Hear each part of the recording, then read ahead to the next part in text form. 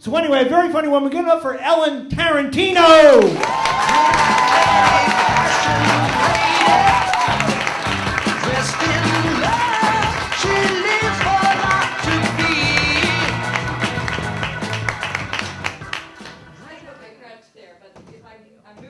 You'll know why.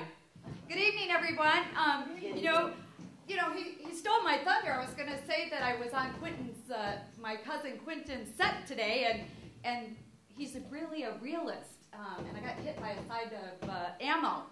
And then, but you know what? We were missing a couple cousins, but they were really not relevant to the plot anyway. So that was right. But no, I'm really not. I'm not related, or at least I don't know if I'm related to Quentin Tarantino, but if it makes you laugh, I'll take it. I was infused 20 years ago with Italian by marriage, but I'm actually Irish and German. So do we have any Irish-German combos out there? Okay. Alrighty. Well, do you remember the 80s? I don't. Well, maybe somewhere between 82 and 85. Let's see. Well, we had a great president during then. Reagan. Yes. And his buddy across the pond, Gorbachev.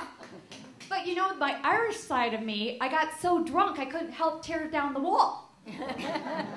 It was tough. Oh, I was going to tell you what happened on my little ski journey. You know, I'm trying to be the super mom, take my kids. I have 2 teenage daughters, up to the mountains, get a little fresh air. And so I get up there at the mountains and I ski. I don't snowboard, and I haven't skied in a few years. And there's a lot of snowboarders up there and they're kind of scary. So I thought, I'm going to go on a lift. I don't see any snowboarders over here. It was quiet, beautiful. I'm going down, swish, swish, swish. And then I hear 2 men who've never been on a snowboard before coming down a almost diamond lane. And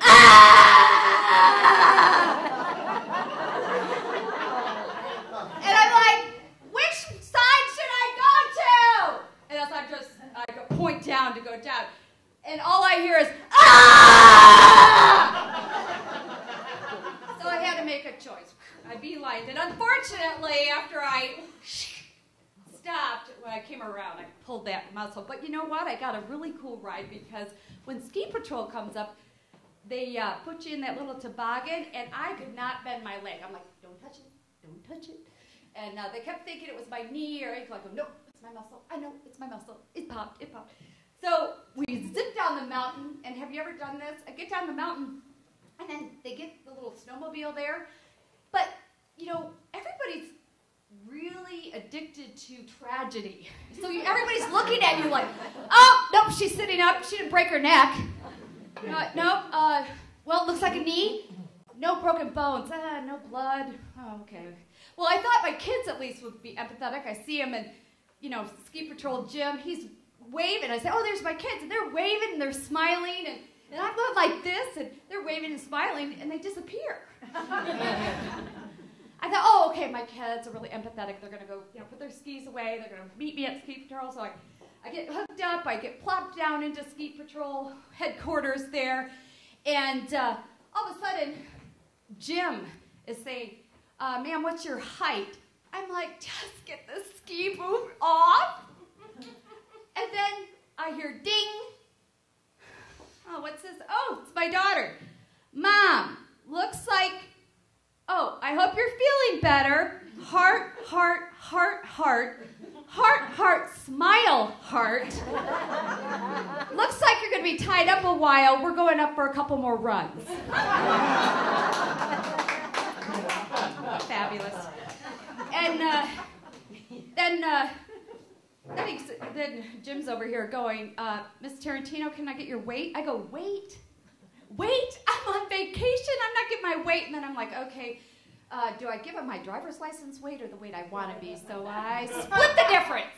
And then I'm thinking, oh my gosh, should I shave? I know I have clean underwear, but should I shave? I don't want to give him hair work. And I'm like, ah! Okay, they get the thing off. My kids finally come, but the drama didn't end there. My 15-year-old had to drive us down the mountain. Oh. You know that 2 hours, she did have her permit. However, you know that 2-hour leisurely beautiful drive down the mountain on Sunday afternoon?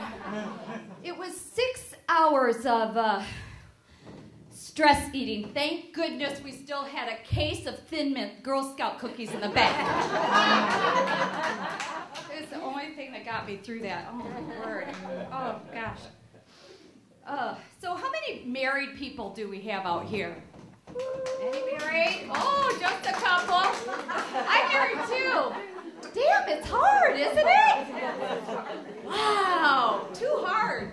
And who's single out here? Singles? Single, men, oh man, right in the middle. Man in the middle. Just trying to go both ways here. Trying to work the room here. So like I said, I was married. I am married 20 years, but I'm from the Midwest, and 20 years really isn't a big deal back in the Midwest. But out here in California, that's like 6.9 marriages.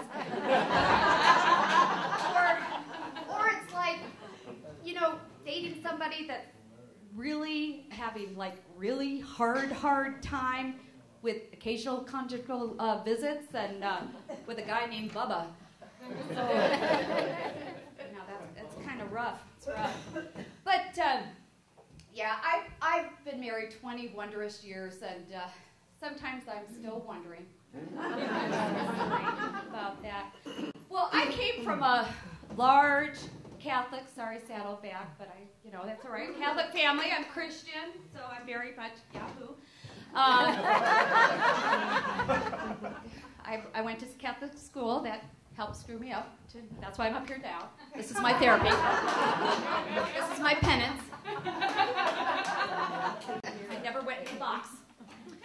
So anyway, so yeah, I have 5 older siblings, and I just want to stress that 5 older sisters, and if one of them are here and we're talking later tonight, because I see one in the audience, they're all older, so we'll stress that. And then I have a little younger brother, the little Prince. Yeah.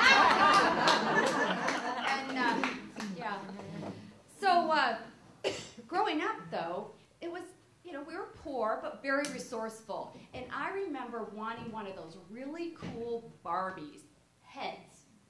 The Barbie head so you could braid hair. I wanted to learn how to braid hair and do beading and all that really cool stuff. But like I said, we were resourceful, so when it was my chance to babysit, I got a chance to practice my braiding and beading, and not with my sisters, my brother. He was very compliant. He sat there, no problem, for hours, as long as I tied the ropes tight enough. Yeah.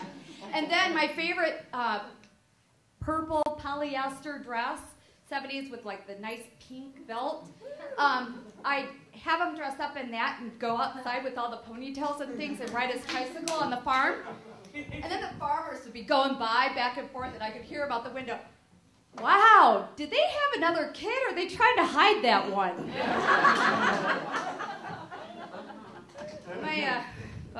My poor brother. At 13, my dad said to my brother, this is all yours. You're going to have to learn how to run the farm. And it was the most inspirational speech ever. So inspirational.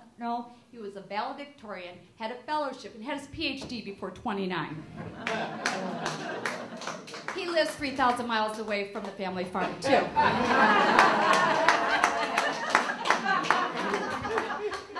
We love it. We love the farm. I love to go back there. And from Michigan, right here. Woo! Yeah. And isn't it cool that your hand is the only body part that can do sufficiently accurately where you live in Michigan? Yeah. Right here in your waist. Isn't that cool? And you can even bring up the Upper Peninsula. I guess men can do Florida. Oh, but I don't do dirty Thank you. I was a little worried about that one. This crowd.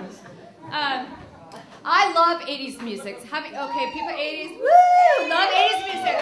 And where I grew up, 80s music, my favorite Michigan Christian artist was Madonna. Absolutely. And my favorite thing to do was, go into my bedroom and work on my 4-H sewing project. And I would be singing away to her music. Live in a material world, material. Then I realized when I got out here, she's talking diamonds and everything else. I had no idea. And then, Papa Don't Preach. I had only an AM radio, so I thought it was, I'm in trouble deep, Papa Don't Preach. I'm keeping my Barbie. I'm gonna keep my Barbie. That's what I thought. And, food, back in Michigan, my favorite lunch dish, business sandwich, was a tongue sandwich with mustard on white bread, but it was tongue. So I didn't know it was tongue. Okay, so just bear with me. So I could never understand why my mom never let me learn to cook in her kitchen, because who knows what was actually being cooked and served out there. Because one day I walk in, my mom's like, and Charlie, our steer, had just disappeared last week, and I walk in and I see this tongue coming out of the oven, and I'm like, Mom, do you know where that tongue's been? But out here in California, you have a lingua taco. Yeah? Yeah, lingua taco. It's tongue. Mm-hmm. Lingua taco in Coke. But your Coke is so different. It's white, dry, and powdery. I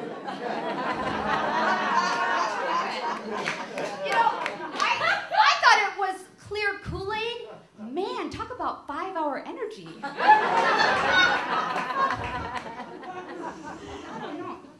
So, there is a few differences between Michigan and here. We go fishing, we go on vacation. And, but out here you have these little signs that say gone fishing, and then I ask people in the office, how was your fishing trip? They're like, what are you talking about, Ellen? I didn't go fishing. I don't get it. What are you doing today? All right. Okay. Oh, what the heck did I write there? Okay. All right, so who has been working on balance? Now, I know Saddleback, you're still looking for your purpose. We all are. That's why I'm here tonight. I took 6 weeks to get here. It's been a journey. But actually, I think I have a really good work-life balance. I figured it out. In fact, I am balanced. It's just my husband has decided he disagrees with that statement. And with that work-life balance, during the day, I'm a professional buyer, and at night and on the weekends, I'm super shopper mom. And I get perks from both. I do the frequent flyer miles, and I share that, bring my family out. And then I get perks and rewards. I get Kohl's cash. So, there's a couple other things that I thought I would share with you tonight about, differences between Michigan and here. Like, I call it pop, you call it dad, father. And the other thing, you guys are really, everybody's been talking about this gun control, and I really don't get it. Because in Michigan, you just put it in 2 hands, and that's gun control.